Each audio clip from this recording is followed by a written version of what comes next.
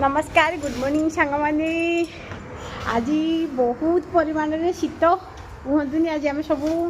11टा बेलू उठीचु माने उठीचु तो सकालू कि 11टा बेड्रु बाहरलु आज मौसम देखु माने किसी करने को मन होनी आते ठंडा ओवन भी दौर जोरे देखुँ आप आज मौसम आपण मैंने देखिपे देखु पूरा अंधार जमी रही खरा बिल्कुल ना आज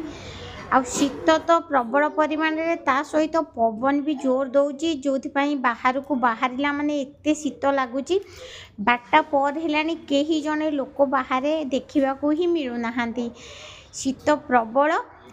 गला खराब अधिकांश होची राति रे आपण शोइथिबे भल भाव सकाल को उठिला गला खराब जुखाम सबू बाहरी पड़ुची घरे टिके निया करथुलु कारण शीतरु रक्षा पाइबा घर गरम रहिबा निहाती जरूरी रखुची। जय जगन्नाथ।